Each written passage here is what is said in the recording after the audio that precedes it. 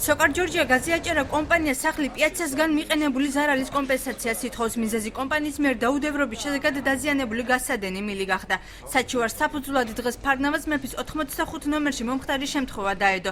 სამშენებლო კომპანიის წარმომადგენლებმა აღნიშნულ მისამართზე საცხოვრებელი სახლის დემონტაჟისას დააზიანეს მილი, რამაც მოსახლეობა პანიკით მოიცვა. შეპესეს სახლი პიაცასთან ხელმძღვანელი აცხადებს, რომ სამუშაოები სოკარ ჯორჯია გაზიაჭერის მითითებით აწარმოეს, თუმცა ფაქტი მაინც მოხდა. შეპესე მზად არის აირის დანაკარგი აანაზღაუროს, ამ დროისათვის დაზიანებული მილი დალუქულია. მოხდა მშენებლების დაუდევრობა, მძიმე ტექნიკით მუშაობა, ესკავატორით იმუშავდა, მიწისქვეშა გასადენი დაზიანდა და არანაირი საგანგაშო არ მომხდარა, არანაირი ხალხის ევაკუაციაც არ მომხდარა, უბრალოდ მოიცვა პანიკა რა და გაზის წნევის ხმაზე შეიქმნა პანიკა და ყველაფერი მოწესრიგებულია. დაახლოებით 5 წუთში გადაიკეტა გასადენი, დაიწერა აქტი, შესაბამისი აქტი, აი თვითონ დანაკარგებზე და დაზიანებასთან დაკავშირებით და ანაზღაურებენ იმ ხარჯებს, რაც კი.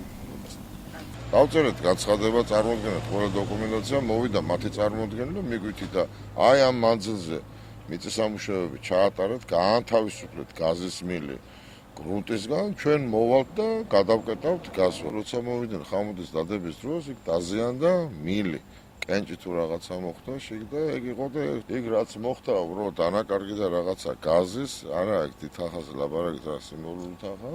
ჩვენ თქვით რომ ჩვენ გადავიხდით მაგ თახას ხოლო. თუკი თქვენ არ დაგიზიანებიათ ეს მინდა თვითონვე დააზიანეთ, მაშინ რატო უხდით? არა, თვითონვე არა, ჩვენი მუშები ასრულებდნენ მათთან ერთად